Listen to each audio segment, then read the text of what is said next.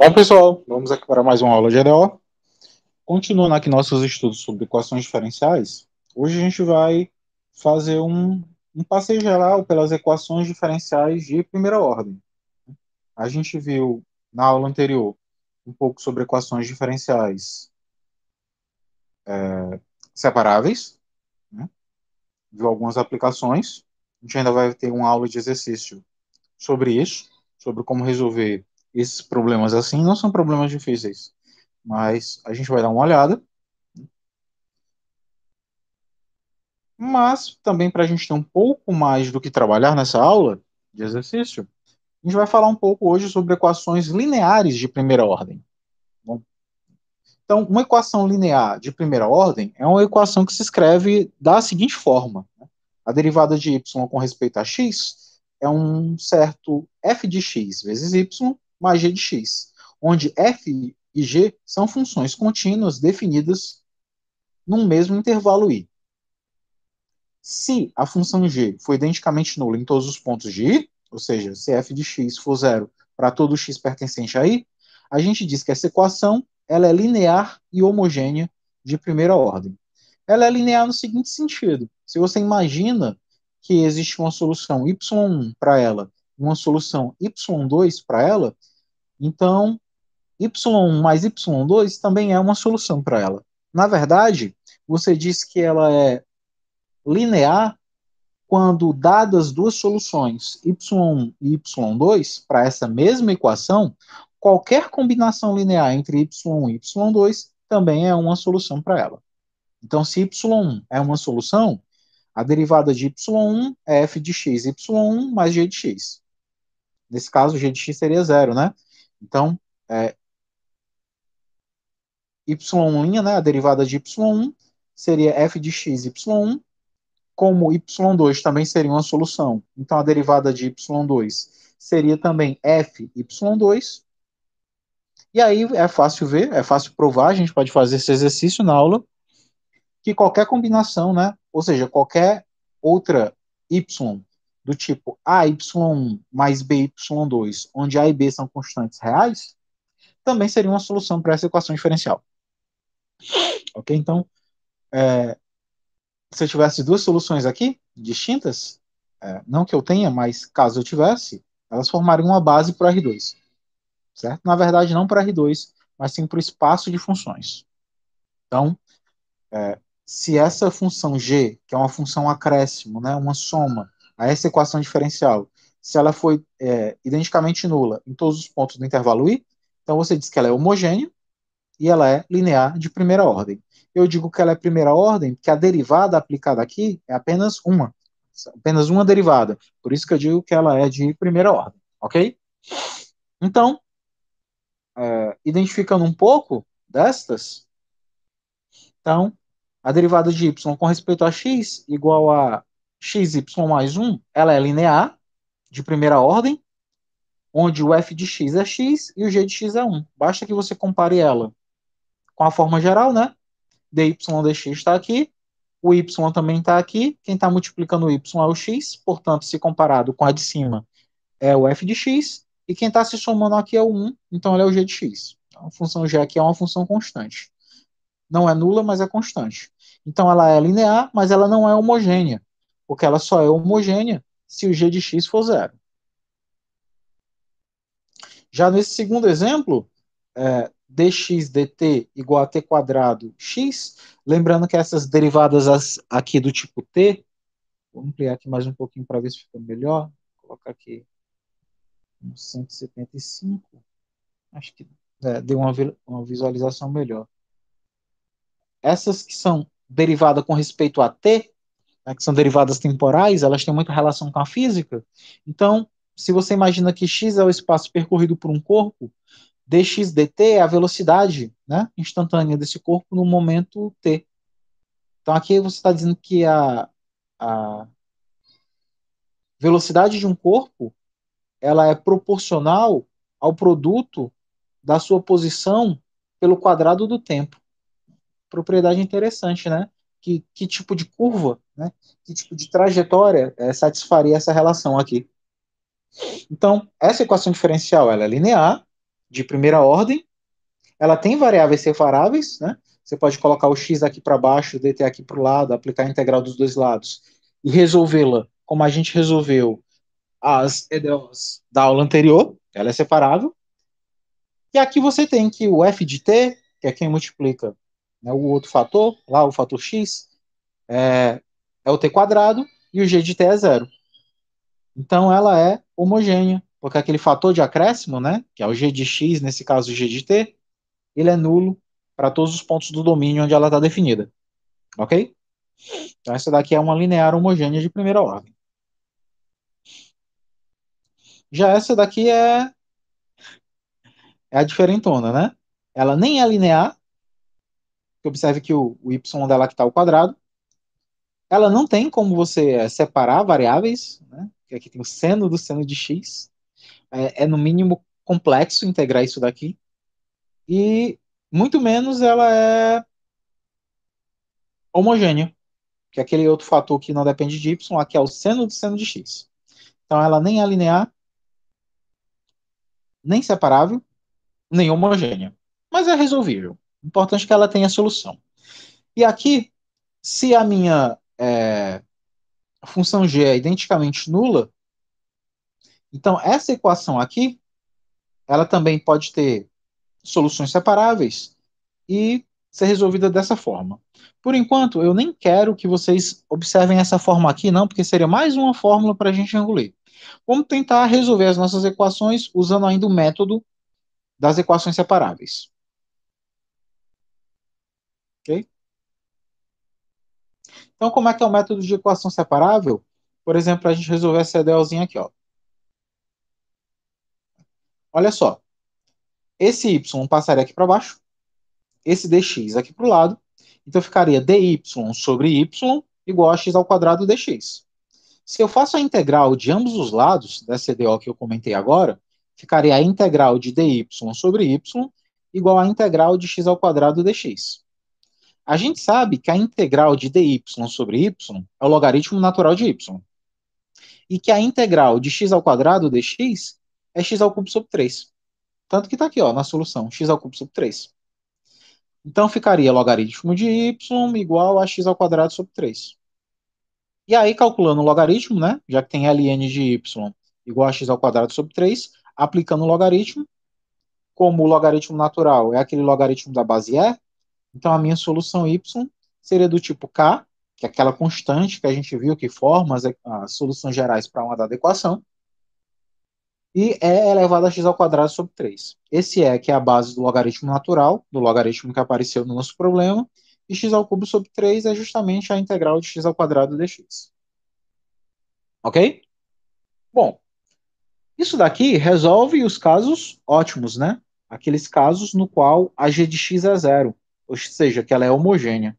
Mas nem tudo em EDO é homogêneo. Muito pelo contrário. Uma parte considerável sequer é homogêneo. Então a gente vai ter aqui que buscar uma forma mais geral para resolver essas equações. As equações do tipo dy sobre dx, né? dy dx, igual a f de xy mais g de x, quando a g de x não for zero. Portanto, a gente vai buscar aqui, ó, uma forma mais geral. Então, sempre que eu tiver uma equação do tipo dy dx igual a f de xy mais g de x, em que f e g são funções contínuas em um mesmo intervalo, e que essa g não é necessariamente nula, a solução dela vai ser obtida por essa fórmula aqui. Essa fórmula a gente vai provar na aula, ok? Na verdade, essa fórmula ela já está provada em um vídeo que eu disponibilizei para vocês de uma aula da disciplina de Física Matemática, onde eu peguei e demonstrei que isso daqui é de fato a verdade. Mas na nossa aula de EDO de exercício a gente também vai fazer essa conta, ok? Não é uma conta difícil, mas como é uma conta cheia de detalhes, eu vou abrir ela com cuidado para vocês. O Guidorizi faz, mas não faz com muito zelo, ele pula muitas etapas, então eu prefiro fazer com vocês.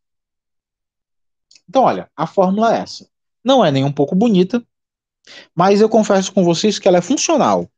Se você for tentar repetir o processo EDO por EDO, toda vez que aparecer um EDO desse tipo, se você tentar repetir o processo de demonstração para encontrar, você acaba perdendo mais tempo e fica até suscetível a uma quantidade maior de erros. Então vamos resolver essa EDO aqui, ok? Vamos lá. Então vamos primeiro tentar resolver a equação dy dx igual a 3y mais 4, com a condição inicial que o y de 0 é 5. Então, olha o que você tem, olha o que você quer. Lembre que essa equação, na sua forma geral, ela é dy dx igual a f de xy mais g de x. Se eu comparar a forma geral com essa forma dada no problema, dy dx está ok, beleza, o y está aqui, ok. Então esse 3 está assumindo o papel da f de x e esse 4 está assumindo o papel da g de x. Então, quando eu for aplicar aquela fórmula, a f de x será 3 e a g de x será 4, ok? Então tá aqui, como ela é uma equação linear, daquela forma que a gente já viu. Então, a f de x vai ser 3, a g de x vai ser 4. Quando eu jogo naquela fórmula, que é integral, que é exponencial da integral de f de x dx, que multiplica k mais g de x, a g é 4, né? Vezes a exponencial de menos a integral de f é 3, né? A f, na verdade, é 3, então dá isso daqui. E aí você vai calcular cada integralzinha dessa daqui. Então, ó, que é a integral de 3? 3x. Então, é a exponencial de 3x. Vezes k, dá isso daqui. K exponencial de 3x. E aqui eu vou ter que calcular essa integral de 4, aqui exponencial da integral de menos, né, 3. A integral de 3 a gente já viu que é 3x, ela negativa é a integral de menos 3x. E aí a gente chega nisso daqui, né? Integral de 4 exponencial de menos 3x. Se você fizer essa integralzinha aqui do lado, né? Integral, o 4 é uma constante, sai da integral, e a integral da exponencial de menos 3x é menos um terço da própria exponencial. Então, quando eu pego aquele 4 que saiu e ele encontra o menos um terço, dá menos 4 terços, e a integral da exponencial é ela mesma, né? Então, a integral é a exponencial de menos 3x. Aí, pegando este camarada aqui, ó, e substituindo aqui, você chega nessa condição. Lógico, vai ter esse K, e esse K ele é unicamente determinado pela condição inicial que você dá no problema. Como a condição inicial que nós demos é que o y de 0 é 5, então ao substituir o x por 5 igualar o, perdão, ao substituir o x por 0 igualar a expressão dada a 5, então substituindo o x por 0 vai ficar e elevado a 0, que a gente sabe que é 1, e vezes k dá k, menos 4 terços, e aí o y vai assumir o valor 5, portanto igual a 5. Calculando o valor de k, você vai descobrir que o k é 19 terços. Portanto, a equação geral, substituindo o k pelo verdadeiro valor dele, que é 19 terços, o y, que é a minha solução da EDO, é 19 terços da exponencial de 3x menos 4 terços. Ok? A gente vai fazer mais algumas dessas contas na aula de exercício. Eu, particularmente, gosto de fazer as integrais separadas. Aqui ele mostra outra forma de fazer, mas se vocês verem, ó, dá muito mais conta, né? Muito mais trabalho, são muito mais passos. E ainda tem esse cuidado, ó, que isso tudo só funciona porque a equação é linear.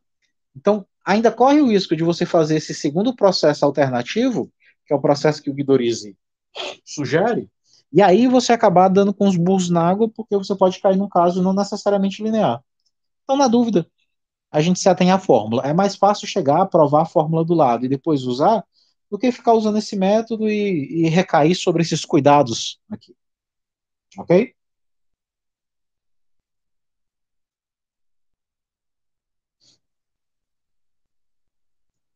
Ó, aqui tem um problema em matemática financeira, né? É um caso que a gente não vai trabalhar agora, né? Foge um pouco do escopo de EDO.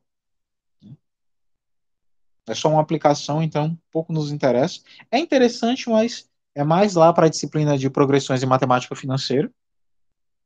Para nós, nos interessa mais a resolução, ok? E acaba que pouco se tem, né? Então, uma boa parte disso daqui vai para nossas aulas de exercício, ok?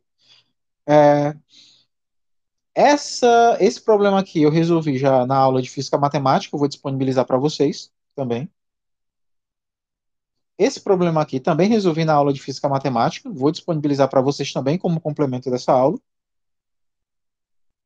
Esse problema da lei de resfriamento de Newton também foi respondido na aula de física matemática, então resolverei com vocês também, disponibilizarei para vocês. E essa questão aqui sobre o decaimento exponencial e do movimento da partícula também estão resolvidos lá, então eu vou colocar aí também o vídeo onde eu resolvo esses problemas, tá ok? E aí é o complemento dessa nossa aula.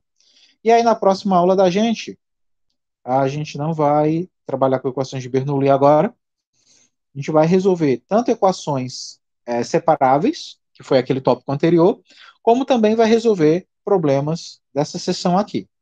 Na 10.4, a gente vai resolver muitos desses exercícios aqui utilizando aquela fórmula. Ok? Estou disponibilizando esse e a outra aula, na qual tem mais exercícios resolvidos. Talvez eu coloque mais uns 2 vídeos do YouTube com também exercícios resolvidos, para vocês irem observando. E aí a próxima aula que a gente fizer síncrona, vai ter os exercícios à escolha de vocês para a gente ir resolvendo. Ok? Então eu fico por aqui, pessoal. Ficamos à disposição. Até a próxima aula.